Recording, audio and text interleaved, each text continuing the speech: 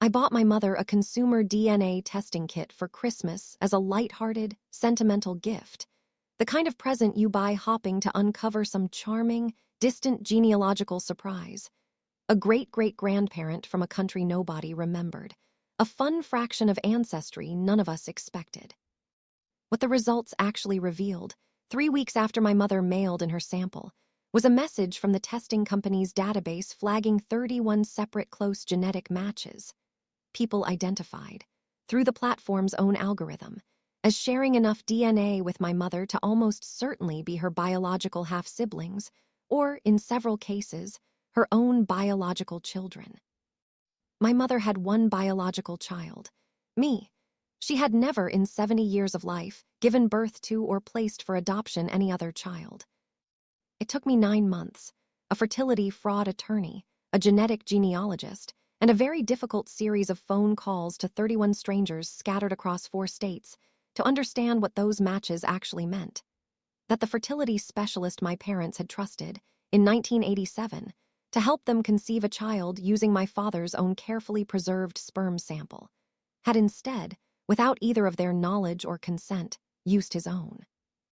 If you're new here, welcome to Family Hidden Fight, where we tell you the truth about the wars fought behind closed doors, inside families, including, in today's story, a war that reached back 37 years, into a fertility clinic exam room neither of my parents ever imagined they'd need to question. Today's story is called The DNA Test That Unmade Our Family. Let's begin. My name is Rebecca Holt. I'm 36 years old. I work as a family law paralegal in Columbus, Ohio, and my parents, James and Carol Holt, struggled for nearly 6 years with infertility before finally, in 1987, successfully conceiving me through what they always described to me, throughout my entire childhood, as a straightforward medically assisted conception using my father's own sperm. Following a diagnosis of what their fertility specialist at the time had characterized as a mild but medically significant fertility challenge on my father's side. I want to describe the specific, genuine emotional weight this history always carried within our family, because it becomes directly relevant to understanding how devastating the eventual DNA discovery proved to be. My parents had always spoken about their fertility journey with a particular hard-won tenderness. The specific, sustained hope and disappointment of those 6 years, the genuine joy and relief when I was finally, successfully conceived, a story I had grown up hearing, in various forms, throughout my entire childhood, always framed around my father's own genetic contribution to my existence as a source of particular, meaningful connection between us. My father, James, worked as a high school history teacher for 34 years before retiring roughly 5 years before this story begins. A gentle, thoughtful man whose relationship with me had always been, throughout my entire life, genuinely close and warm. A relationship built, I had always understood, not just on the ordinary bonds of parenting, but on the specific, particular meaning my conception carried, given how hard-won and deliberately, medically achieved it had been. I want to be honest, before continuing this story, about something genuinely important. Nothing about what I eventually discovered changed the fundamental reality of who my father actually was to me, throughout my entire life, in every way that genuinely matters about fatherhood. But understanding the specific, devastating gap between what my parents had always believed about my biological conception and what actually happened in that fertility clinic exam room in 1987 became a genuinely significant and difficult process our entire family needed to navigate together. I purchased the consumer DNA testing kit for my mother, roughly a year before this story's central discovery, as what I genuinely intended as a lighthearted, purely celebratory gift. My mother had, in recent years, developed a genuine, enjoyable interest in genealogy research, tracing our broader family's immigration history and ancestral origins through various historical records, and I thought a DNA testing kit might provide an enjoyable, complementary addition to that hobby, potentially confirming or adding new detail to the family history she'd already begun assembling. My mother mailed in her sample roughly 2 weeks after Christmas, and the testing company's standard processing timeline suggested results would be available within 6 to 8 weeks. a timeline that, I want to be honest, I had largely forgotten about by the time the actual notification email arrived, roughly 7 weeks later, informing my mother that her full genetic results and ancestry composition were ready for review. My mother called me the same evening she first logged into her results, her voice carrying a specific, confused uncertainty I didn't immediately understand the full weight of. "Rebecca, I'm looking at something on this website that doesn't make any sense," she told me. "It says I have 31 close family matches, people it's identified as likely half-siblings, or for some of them, even children. I don't understand how that's possible. I've only ever had you." I want to describe the specific, initial confusion I felt, hearing this, genuinely assuming, at first, that some kind of database error or algorithm glitch must be responsible for what seemed, on its face, like an obviously impossible result. "That has to be some kind of technical mistake, Mom," I told her, during that initial call. "Maybe try contacting their customer support directly, see if they can explain what's actually going on." My mother, following my suggestion, did contact the testing company's customer support, who confirmed, after reviewing her specific account and results, that no technical error had occurred. The 31 close genetic matches reflected genuine, verified shared DNA segments consistent with the specific familial relationships the platform's algorithm had identified. I want to describe what it felt like over the following several days, as my mother and I worked together, with growing bewilderment and, increasingly, genuine alarm, to understand what these results might actually mean, given how thoroughly they contradicted everything either of us understood about my mother's own reproductive history. My mother reached out, cautiously, to one of the closest genetic matches, a woman named Patricia Fenwick, identified by the platform's algorithm as a likely half-sibling, living in a suburb outside Cleveland, roughly 2 hours from my mother's own home in Columbus. Patricia's response, once my mother explained the genuinely confusing situation, revealed a detail that began, immediately, to suggest a considerably more disturbing explanation than any simple database error. "I think I might understand what's happening," Patricia wrote, in her initial email response to my mother. "I was conceived through fertility treatment in the late 1980s, too, and I've actually been part of an online support community for several years now, connecting with other people who discovered, through DNA testing, that they share unexpected genetic connections to each other, all of us conceived around the same general period through fertility clinics in Ohio. I think you might want to look into who your fertility doctor actually was, and I think I might already know the answer." Patricia's message led my mother and me, over the following several difficult days, to research the specific fertility specialist my parents had used in 1987. A doctor named Harold Bennett, who had operated a private fertility practice in Columbus throughout the 1980s and into the early 1990s, before retiring, we would eventually learn, in 1994. What we found, through a combination of the online support community Patricia connected us with, and eventually, more formal legal and journalistic research, revealed that Dr. Bennett had, over the preceding several years, become the subject of a growing, documented pattern of allegations from former patients and their now-adult donor-conceived children, alleging that he had, across numerous instances throughout his fertility practice's operation, secretly substituted his own sperm for the sperm samples his patients believed were being used, whether their own husbands' preserved samples, in cases of male infertility like my parents' situation, or, in other documented cases, samples from specifically selected, anonymous donors patients had chosen through the clinic's official donor program.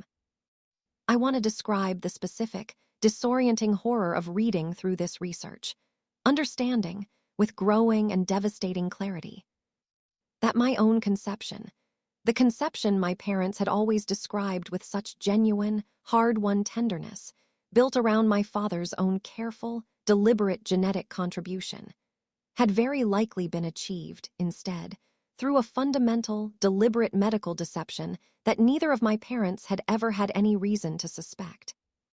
The online support community Patricia had connected us with, which had grown, over several preceding years, into a genuinely substantial network of confirmed and suspected Dr. Bennett donor-conceived individuals, had, by the time my mother and I discovered it, already identified and connected over 40 confirmed biological half-siblings across Ohio and several neighboring states, with ongoing efforts to identify additional individuals, and separately, to pursue formal legal accountability against Dr. Bennett himself, who remained alive, in his early 80s, still living in the greater Columbus area.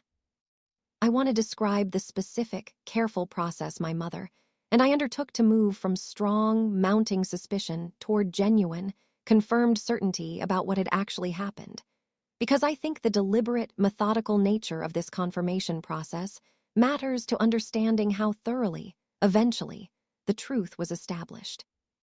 My mother, working with a genetic genealogist named Dr. Susan Ferris, who specialized specifically in exactly this category of fertility fraud case, submitted a considerably more detailed genetic analysis of both her own and my DNA samples, comparing our genetic profiles against publicly available genetic information Dr. Bennett himself had notably submitted to a separate genealogy platform years earlier. Apparently for his own personal genealogical research purposes, entirely unaware, it would seem, that this same information would eventually become critical evidence in confirming his own decades-old fertility fraud. Dr. Ferris's analysis, completed over several weeks, confirmed, with the kind of definitive, unambiguous certainty only genetic analysis can provide, that Dr. Harold Bennett was, in fact, my own biological father, not the father who had raised me, loved me, and shaped my entire understanding of what it meant to have a devoted, present parent throughout my life, but the man who had, in that Columbus fertility clinic exam room in 1987, secretly substituted his own genetic material for what my parents had believed and trusted was my father's own carefully preserved sample. I want to describe what it felt like, receiving this specific, definitive confirmation, sitting across from my mother at her own kitchen table, both of us processing, together, a truth that fundamentally rewrote a piece of my own biological identity I had never once, throughout 36 years of life, had any reason to question. I don't know how to even begin processing this, my mother told me, during that specific, difficult conversation. I trusted that man completely during some of the hardest, most vulnerable years of my entire life. Your father and I both trusted him, and he used that trust, that specific, profound vulnerability to do something to me, to us, that I genuinely don't have adequate words for. I want to describe the specific, genuinely difficult process of telling my father, James, about this discovery. A conversation my mother and I approached with considerable care, and I want to be honest, genuine fear about how he might receive news this fundamentally destabilizing to a piece of our family's shared history he had always held with such particular, meaningful tenderness. My father's initial reaction, once my mother and I had carefully, gently walked him through the full genetic and circumstantial evidence, unfolded over the following several difficult hours of conversation, through a specific, painful sequence of emotions, initial disbelief, followed by a kind of quiet, devastating grief that I recognized, watching him process it, as connected not primarily to any change in his relationship with me, but to a specific, profound violation of trust and bodily autonomy that had occurred to him personally, decades earlier, without his knowledge, at a moment when he had been navigating some of the most vulnerable, hopeful years of his own adult life. I gave that man my own sample, in good faith, trusting completely that it would be used exactly the way we'd agreed, my father told me, at one point during that difficult conversation, his voice carrying a specific, raw quality I had rarely heard from him throughout my entire life. I don't fully understand, even now, what he actually did with what I gave him. Did he simply discard it? Did he ever even attempt to use it at all? Or had he already decided, before we ever walked into that exam room, that he was going to use his own instead? I want to describe something my father said, later that same evening, once the initial shock had settled somewhat, that I've held on to since as one of the most important, clarifying moments of this entire ordeal. I need you to understand something clearly, Rebecca, he told me. None of this changes anything about who you actually are to me, or who I've been to you for your entire life. I raised you. I was there for every single moment that actually made me your father, in every way that matters. What happened in that exam room was a crime committed against your mother and me, by a man who violated our trust in the most fundamental way imaginable. It doesn't change the truth of our actual relationship, not even slightly. I want to describe my eventual, in-person meeting with Patricia Fenwick, the first of my newly discovered biological half-siblings, roughly 2 months after this entire situation began, a meeting that became, in its own specific way, one of the more genuinely meaningful and complicated experiences of this entire ordeal. Patricia, 41 years old at the time we met, had discovered her own connection to Dr. Bennett's broader fraud pattern roughly 3 years earlier, and had, in the time since, become deeply involved in the online support community that had ultimately helped connect my own mother's results to the broader, documented pattern. I remember exactly what it felt like when I first learned the truth, Patricia told me, during our first in-person meeting at a coffee shop roughly midway between our respective homes. It's a genuinely strange, specific kind of grief, discovering that a piece of your own biological identity was built on a foundation you never consented to and never had any reason to suspect. It doesn't erase who actually raised you, the way your dad clearly understands so well. But it does require a kind of ongoing reckoning that I don't think anyone who hasn't actually lived through it can fully understand from the outside. Patricia introduced me, over the following several months, to a broader network of our shared half-siblings, individuals ranging in age from their mid-30s to early 40s, given the specific window during which Dr. Bennett's fraud appeared to have occurred most extensively, each navigating their own version of this same, genuinely strange and specific reckoning with unexpected, unconsented biological connection. I want to describe the particular, complicated texture of these new relationships, genuine, warm connection, built on real shared genetic heritage, and a shared, specific experience of discovering and processing this same fundamental deception, existing alongside the genuine strangeness of meeting. For the first time in your late 30s, dozens of people who share your biological father, a man none of us had any relationship with beyond the specific, violating fact of his secret genetic contribution to our respective existences. I want to walk through the specific, evolving legal landscape my mother, working with an attorney who specialized specifically in fertility fraud cases, Sarah Kaminsky, navigated in pursuing formal accountability against Dr. Bennett. Because this area of law, I learned throughout this process, has developed considerably and relatively recently, in direct response to the growing number of cases like ours being uncovered through the broader accessibility of consumer DNA testing. I want to be honest with you about the specific legal complexity here, Sarah explained during our first consultation. Fertility fraud, as its own specifically named and prosecuted category of crime, is a relatively recent legal development. Many states, including Ohio, have only enacted specific fertility fraud statutes within the past several years, directly in response to the growing number of cases exactly like yours being uncovered through consumer DNA testing. Before these specific statutes existed, prosecutors in many states struggled to bring meaningful criminal charges against doctors who committed exactly this kind of deception.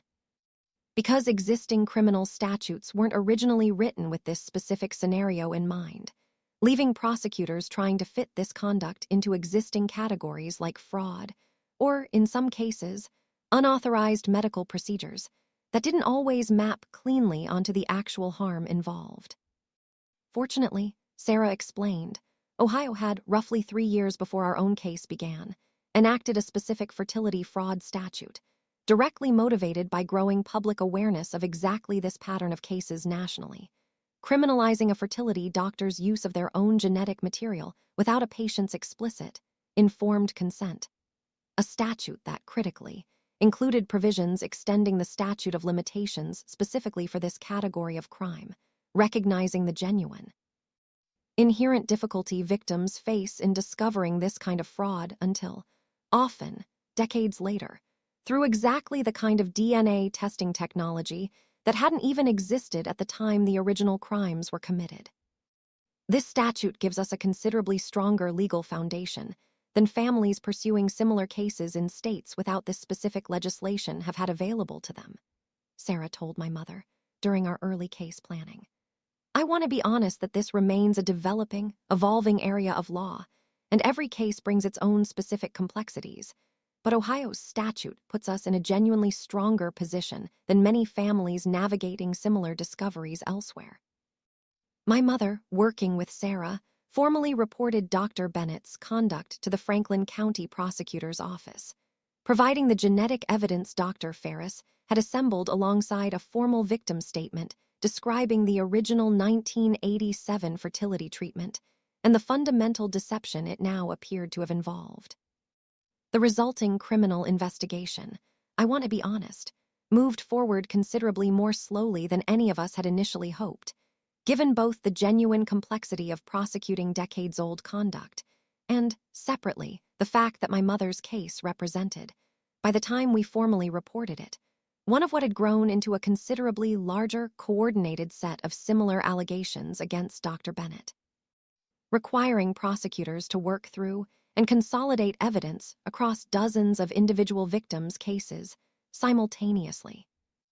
I want to prepare you for the reality that this process is likely to take considerably longer than any of us would prefer, Sarah told my mother during one of our early case status conversations. Prosecutors are working to build the strongest possible consolidated case, given how many separate victims and separate families are now involved, which means gathering and cross-referencing an enormous amount of evidence before any formal charges are likely to be filed. I know that's genuinely difficult to sit with, but I'd rather be honest with you about the realistic timeline than give you false expectations about how quickly this is likely to move. Franklin County prosecutors, roughly 14 months after my mother's initial formal report, ultimately filed criminal charges against Dr. Bennett, encompassing a consolidated set of charges connected to 23 separate confirmed victims, including my mother, reflecting the specific cases prosecutors determined they had sufficient, definitive genetic and circumstantial evidence to formally pursue. Out of the considerably larger total number of suspected cases the broader investigation had identified, I want to describe Dr. Bennett's own response and legal defense throughout this process, because I think it illustrates something genuinely important about how perpetrators of exactly this kind of medical fraud sometimes attempt to rationalize and defend conduct that, once fully understood, is genuinely difficult to characterize as anything other than a fundamental violation of patient trust and bodily autonomy.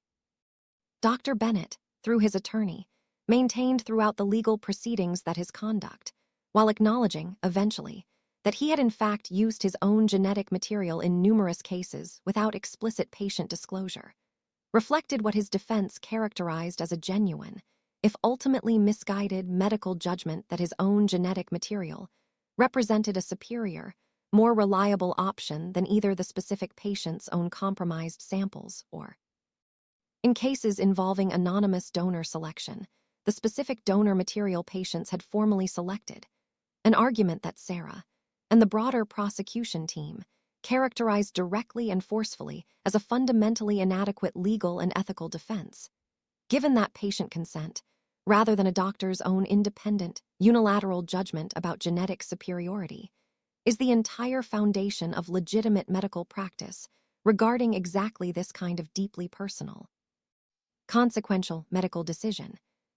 I want you to understand why this specific defense is so genuinely troubling, beyond even the obvious deception involved, Sarah explained during one of our conversations processing Dr. Bennett's stated defense.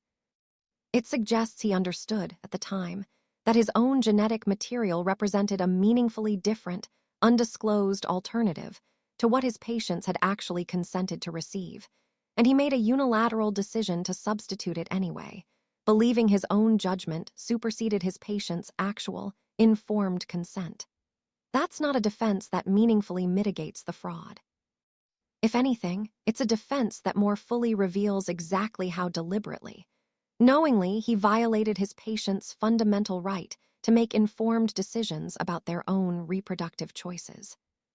Dr. Bennett's trial held roughly 2 years after my mother's initial formal report, resulted in a conviction on the consolidated fraud and fertility fraud charges connected to the 23 confirmed victims prosecutors had formally pursued.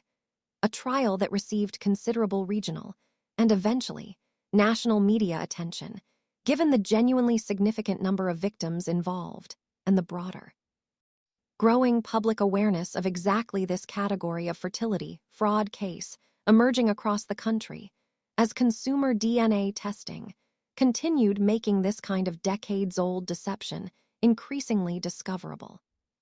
I testified during the trial, describing both my own genetic confirmation of Dr. Bennett's paternity and, separately, the broader emotional and identity-related impact this discovery had produced within my own life and my family's broader relationships. Testimony that, I want to be honest, I found genuinely difficult to deliver, given how deeply personal and in its own specific way. How genuinely strange this entire category of harm proved to actually articulate clearly to a courtroom of strangers. My father also testified, describing his own original 1987 experience providing his sample in good faith, and the specific, profound violation of trust and bodily autonomy he had processed upon learning, decades later, exactly what had actually happened with that sample, testimony that, according to several jurors' later public comments to journalists covering the trial, proved genuinely powerful in helping the jury understand the full human scope of harm this kind of fraud actually produces, extending well beyond the more purely genetic question of paternity into a broader, profound violation of medical trust and reproductive autonomy, affecting both members of a couple who had trusted Dr. Bennett with some of the most vulnerable, hopeful years of their shared life together. The jury convicted Dr. Bennett on all consolidated charges, and the sentencing judge, weighing the genuine scope and duration of his documented fraud pattern, alongside his advanced age, and notably, his continued, largely unrepentant characterization of his own conduct throughout the trial process, imposed a sentence including a substantial period of incarceration, a sentence that, given Dr. Bennett's age at the time of conviction, effectively represented what several news outlets covering the case characterized as a genuine, if legally structured differently, life sentence. I want to describe how my relationship with the broader community of Dr. Bennett's confirmed biological children developed in the roughly 3 years since my own discovery and throughout the subsequent legal proceedings, because it became, in its own specific and genuinely meaningful way, one of the more unexpectedly positive threads to emerge from this entire difficult ordeal. The online support community Patricia had originally connected me with evolved, over the following several years, into a considerably more structured, organized advocacy network, eventually formally incorporating as a nonprofit organization, specifically focused on supporting fertility fraud victims and their families, alongside advocating for continued legal reform in states that, unlike Ohio, still lacked specific fertility fraud statutes. I have become, in the time since, a genuinely active participant in this broader advocacy community, sharing my own family's story, with appropriate care and my parents' full support, at several public awareness events focused on fertility fraud legislation, alongside maintaining genuine, ongoing relationships with several of my confirmed biological half-siblings, relationships that have developed, gradually and organically, into something I've come to think of as a genuinely meaningful, if inherently unusual, extended family connection. I never expected, going through this, to end up with what basically feels like 40 new cousins, I told my father, during a conversation roughly 2 years into this ongoing process, describing a recent gathering the broader support community had organized, bringing together dozens of Dr. Bennett's confirmed biological children, and in several cases, their own broader families, for what had become an annual, informal reunion event. I think that's actually a genuinely beautiful thing to come out of something this difficult, my father told me in response. Something good, built by all of you together, out of something none of you ever should have had to navigate in the first place. I want to spend particular attention on my mother's own, ongoing emotional process throughout this entire ordeal, because I think her experience, as the parent whose own body and reproductive autonomy had been directly, physically violated by Dr. Bennett's fraud, deserves fuller attention than I've given it so far. My mother has, throughout the several years since this discovery, worked consistently with a therapist specializing specifically in medical trauma and reproductive violation, processing what she has described, in our own ongoing conversations, as a genuinely complicated, layered grief about the specific violation of trust and bodily autonomy she experienced decades earlier without her knowledge. Grief, separately, about the years she spent believing a specific, meaningful story about my conception that turned out to be fundamentally untrue. And alongside both of these, a genuine, ongoing gratitude that, whatever the actual biological circumstances of my conception, the daughter she raised and loved for 36 years remains, in every way that actually matters to her, exactly who she has always understood me to be. I think the hardest part for me isn't really about the genetics themselves, my mother told me, during one particularly candid conversation roughly a year into this process. It's about understanding that I trusted a man, completely, during some of the most vulnerable months of my entire life, and he used that trust to do something to my own body that I never consented to, in a moment when I had absolutely no ability to protect myself from it. That violation exists, and needs to be grieved and processed, entirely separate from anything about my relationship with you, which has never once wavered or been in question throughout any of this. I want to describe an important, more difficult thread of this story that I haven't yet addressed. Not every one of Dr. Bennett's confirmed biological children responded to this discovery, or to the broader support community, the way Patricia and I ultimately did. I want to tell you about a man named Gregory, one of the 31 initial matches identified in my mother's original results, who, despite Patricia's and my own repeated, careful attempts to reach out over the following 2 years, has consistently declined any meaningful engagement with the broader community, responding, on the rare occasions he did reply to outreach at all, with what I can only describe as clear, firm requests to be left alone entirely. I understand it, even though it's genuinely hard not to take personally sometimes, Patricia told me, during a conversation about Gregory roughly a year into our own connection. Not everyone processes a discovery like this the same way. For some people, the healthiest path forward genuinely is distance and privacy, rather than building new relationships with dozens of unexpected biological relatives. I've had to learn to respect that, even when it means people I feel genuinely connected to, in some abstract biological sense, simply don't want anything to do with the broader community the rest of us have built. I've tried, in my own limited, respectful contact with Gregory, to simply confirm my willingness to remain available if his own feelings about connection ever changed, without pushing beyond what he's clearly, repeatedly communicated as his own genuine boundary.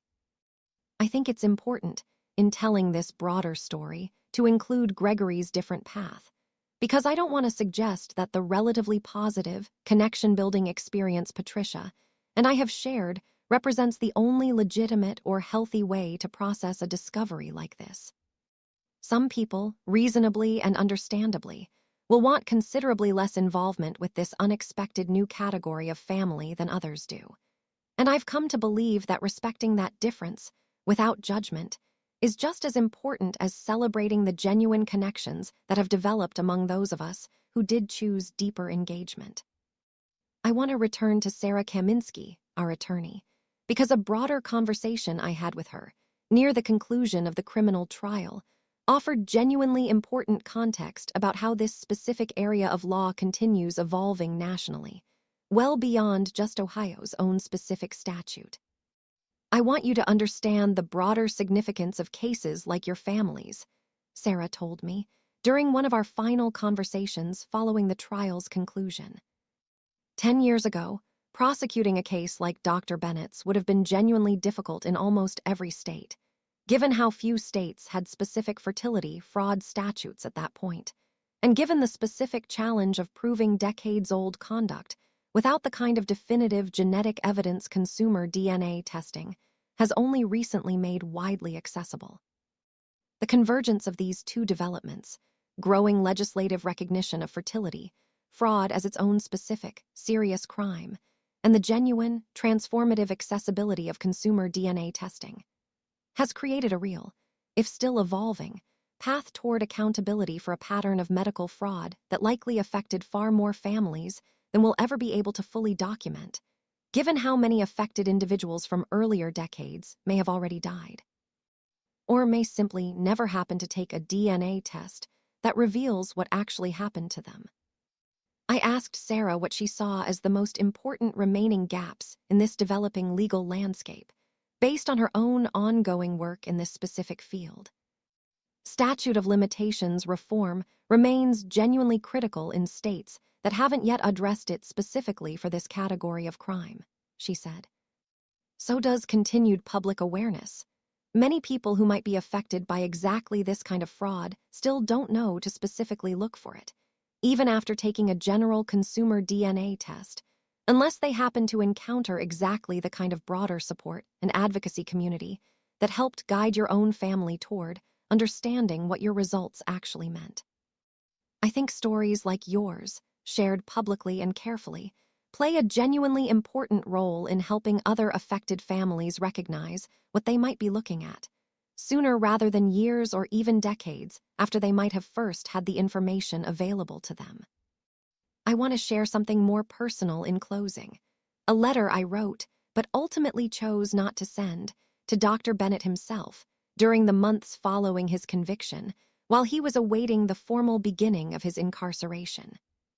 I want to be careful, given this channel's general practice regarding direct reproduction of private correspondence, not to reproduce the letter's specific content verbatim.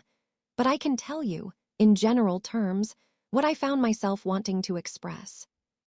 A genuine, direct account of exactly what his specific, deliberate choice had cost my family.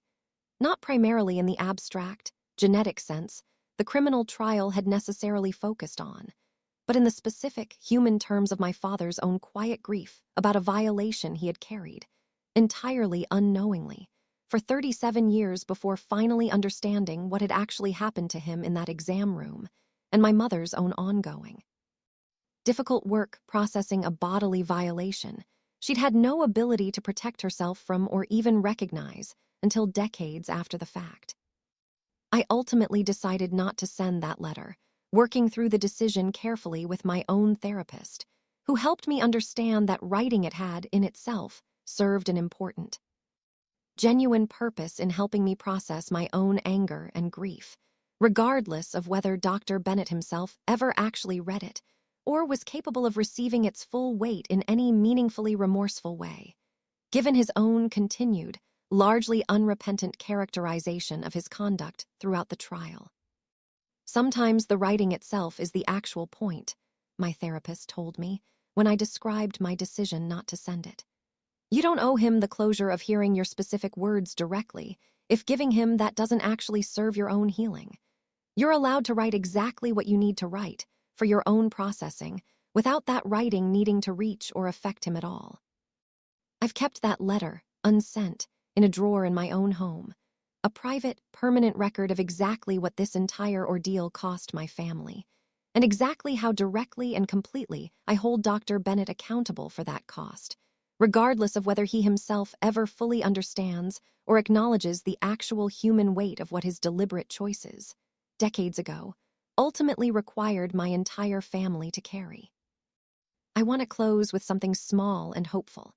A project my father began, roughly a year after the trial concluded, that has become, in its own quiet way, one of the more meaningful responses to this entire ordeal within our own immediate family.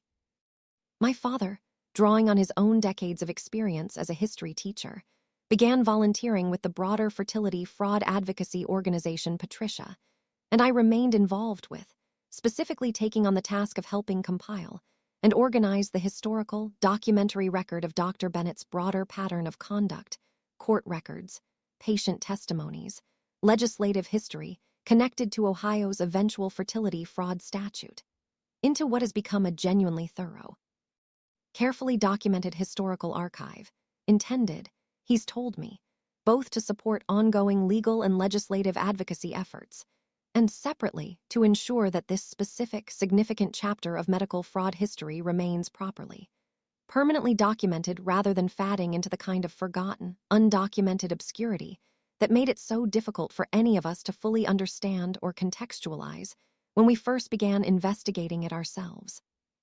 I spent 34 years teaching kids about how important it is to properly document and understand history, especially the difficult parts, my father told me, describing why he'd taken on this specific project. It felt like the right way to actually do something useful with everything I've learned and processed through this whole ordeal, rather than just carrying the anger and grief without any productive place to put it. I've watched my father find, through this specific project, a genuine sense of purpose and agency that has meaningfully helped his own ongoing processing of everything this discovery required our family to navigate. A reminder, I think, that even amid something as fundamentally disorienting and painful as what our family experienced, it remains possible to eventually find specific, meaningful ways to transform that pain into something genuinely useful for others navigating similar discoveries in the future. Your dad's archive project has already helped 2 other families I know of directly understand and organize their own cases, Sarah told me during a recent conversation. That's a genuinely significant, practical contribution built out of something none of you should have ever had to go through in the first place. For every family, DISCOVRNG, a truth that rewrites your own beginning. If you're watching this and a DNA test, your own, or a family member's, has revealed or might someday reveal an unexpected genetic connection that fundamentally challenges what you understood about your own origins, I want to say something directly to you. The truth of who actually raised you, loved you, and shaped who you became remains entirely, completely real and unchanged, regardless of whatever unexpected biological information a DNA test might eventually reveal. My father's own words, in the earliest, most difficult hours of this discovery, have remained true throughout every subsequent step of this ordeal. What happened in that fertility clinic exam room in 1987 was a crime committed against my parents, not a redefinition of the actual, lived relationship that made him genuinely, completely my father in every way that matters. If you discover, through DNA testing, evidence suggesting you or a family member may have been affected by exactly this kind of fertility fraud, seek out both the growing, specialized legal expertise now available in this developing area of law, and, separately, the genuine, valuable community of others who have navigated exactly this same specific, unusual kind of discovery, resources that, I want you to know, did not exist in any organized, accessible form even a decade ago, but that have grown considerably as consumer DNA testing has made this kind of decades-old deception increasingly, if still painfully, discoverable. My conception, however it actually happened, was never the true foundation of my family. My family was built, patiently and genuinely, over 36 years of my father's actual, sustained presence and love, a foundation no laboratory result could ever meaningfully rewrite, no matter how genuinely strange and difficult the underlying discovery proved to be. My name is Rebecca Holt, and this has been another family hidden fight. If this story reminded you of a DNA discovery, a family truth, or a question about your own origins you've been hesitant to fully investigate, know that support and community exist for exactly this kind of journey. Tell us your own story in the comments. It might become a future episode. Subscribe for a new family hidden fight story every week, and we'll see you in the next one.